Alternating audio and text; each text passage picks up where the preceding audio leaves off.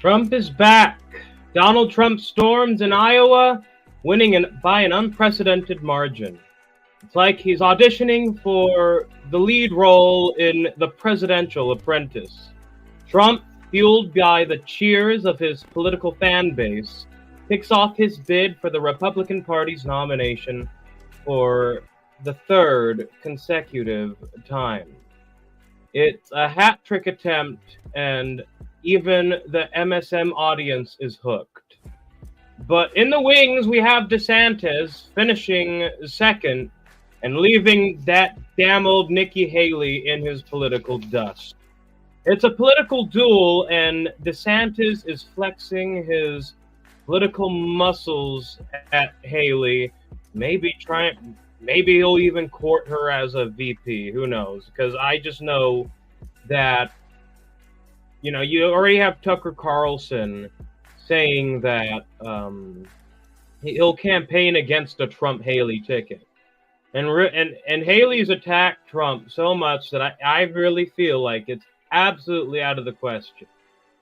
So, perhaps DeSantis would consolidate a vote with Nikki Haley. They're not too adversarial with each other. And in many ways, they do, take the anti-Trump vote away from each other. And, I just think it would be in their interest to team up. And I'm not really advocating that. I'm just giving free, unsolicited advice. Advice that they wouldn't take, obviously, probably. Maybe that's the plan. I mean, I've got a theory that that's the plan anyway. Because, I just, it's like, it just feels like that could actually happen. That's a theory. That's absolutely a theory. That DeSantis and Haley would join forces. But, just when you think that the GOP field is kind of set, this plot has thickened. Enter Vivek Ramaswamy and Asa Hutchinson. I now coin them political escape artists, suspending their campaigns after poor performances in Iowa. It's a strategic retreat, a bow out of the grand political circus. Ramaswamy and Hutchinson exit stage left, leaving Trump and DeSantis to take the spotlight. Haley, thankfully, falling way below projections, has even admitted, however unintentionally, that it is now a two-person race as she continues to run. Now, let's teleport to Davos, where Ukraine Zelensky is giving a performance that rivals a Jeb Bush TED Talk. He's rallying support for Ukraine with more passion than a motivational speaker on crack. Oh, Hunter Biden. Zelensky warns the world that Russian aggression is looming beyond Ukraine, and Putin, according to him, embodies war. Biden's Blinken and Sullivan enter the scene, meeting with Zelensky to discuss quote-unquote global assistance and sovereignty. In the backdrop, John Kirby has announced that U.S. aid to Ukraine is over, but not without a last-ditch effort. Absolutely not without a last-ditch effort. The Red Sea is heating up even more than we last checked out. The Houthis have struck a U.S.-owned vessel, and Biden, he's wanting to, but he can't just drop bombs like confetti. No way, especially since he's emptied out the armory into Ukraine. And so, with the U.S. military retaliating with strikes, warnings, and more strikes, tension is rising faster and faster. Well, South Africa stepped into the ring, as everybody knows at this point, asking for the International Court of Justice, The Hague, to rule on the Gaza tragedy. It's a diplomatic showdown, and South Africa is saying, world, let's talk about what's happening in Gaza. Ramaphosa, channeling Mandela, passionately supports Palestine, just like I do, calling for a ceasefire and a two-state solution. In the background, activists in South Africa are holding vigils and protest marches, pressuring the governments to act more. Gift of the Givers Foundation has trucks, medics, and aid workers on standby, ready to enter Gaza if humanitarian aid is allowed. And of course, Israel is not allowing this. The ANC, in its 112th anniversary celebration, reiterates its unwavering support for the Palestinian cause. The New York Times article, New York Times article that I'm about to share right now,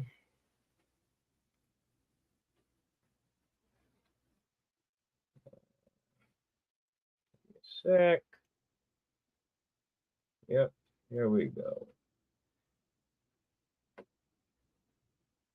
So this New York Times article over here,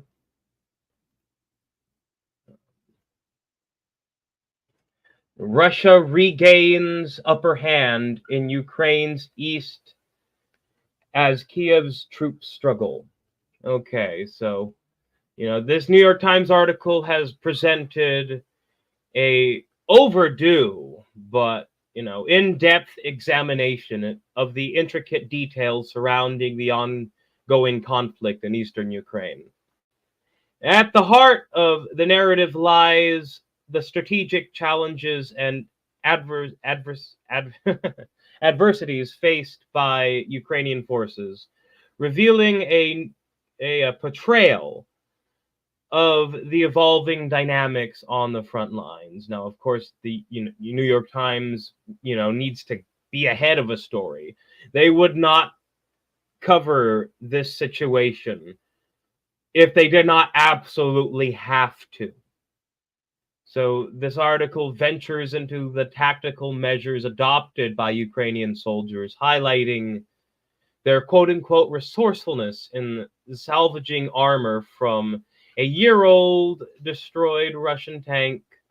This salvaged armor is repurposed to fortify armored personnel carriers in the town of Adiveka. I can't pronounce it. Nikki Haley can't pronounce these provinces. So, if we can't pronounce these provinces, why why is it that we're so insistent that it's just of such importance to U.S. interests? It just goes to show that the federal government is just way out of step with all the localities and all the demographics and all the ideologies that comprise them. It's crazy. So the actions being taken on the Ukraine front, they underscore that Kiev's military encounters, just absolutely impossible odds. There's just no way, because when you have Russian, people who have sympathy for their Russian origin in Ukraine. It's like that's why they've jailed their opponents. That's why it's become a totalitarian state over there. And but you know what? It's tragic, because it is tragic what's happening in Ukraine. Because Zelensky's not fighting. You know what? I miss the days where the leader of a military, when the leader of a military would lead their own troops into battle, putting their own safety at risk. You don't see any members of the federal government, for the most part. I mean, really at all, actually. No, I scratch that at all. On the front lines, or You know, I mean, again, that's kind of the president's job, but I mean, but I guess Zelensky is the president. I guess Putin's the president too. But you know, I have my problems with both of them. No, I don't necessarily have too much of a horse in the race. I mean, I guess my country does, unfortunately, as it comes to Ukraine's impossible odds, and that's why John Kirby has, you know, had to make the concession that we cannot further empty the treasury. I mean, he wants to, but you know, it would just cause a lot of chaos. It would just, you know, it would cross too many lines. And they don't seem to want to budge on the wall issue, the border issue, and there is a crisis on the border, whatever you think about it. I personally think that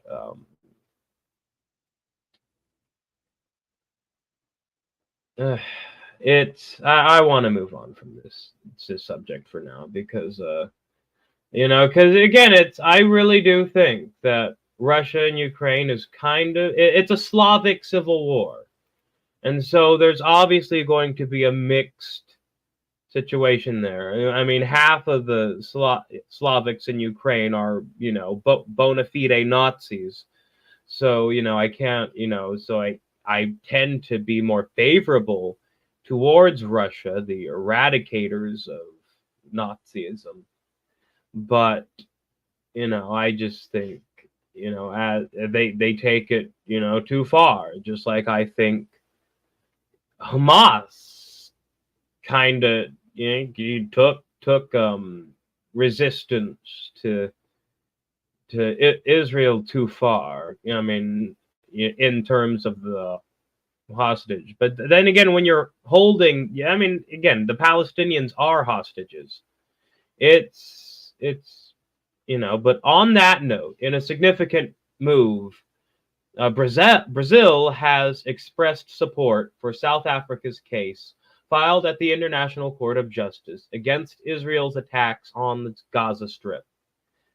The decision came shortly after President Luiz Lula da Silva met with Palestinian ambassador Ibrahim Elzabin while condemning the Hamas attack of October 7th.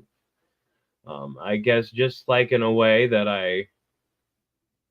I mean, again, it's a mixed situation because you've got two authoritarian regimes in Israel and Ukraine, and in Russia and in I mean, you can't even call Palestine a regime because I call it a concentration camp. It's ethnically cleansed. You know, the result of an ethnic cleansing, the Nakba of 1948. But so while condemning the attack on October 7th, Lula stressed that it doesn't justify Israel's indiscriminate and disproportionate use of force against civilians. Brazil supports South Africa's case to cease actions constituting genocide or related crimes under international law. Lula has been advocating for a ceasefire, release of Hamas-held hostages, and the creation of humanitarian corridors. Brazil reaffirms its commitment to a two-state solution, with a viable Palestinian state alongside Israel. The decision has been welcomed by the Palestinian associations in Brazil, and there is optimism that it could influence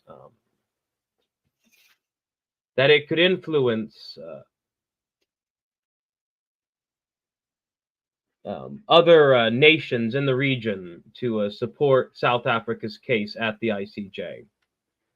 Lula's historical commitment to human rights and international law, along with Brazil's leadership role in the region, is seen as a significant factor in shaping the regional stance on the issue.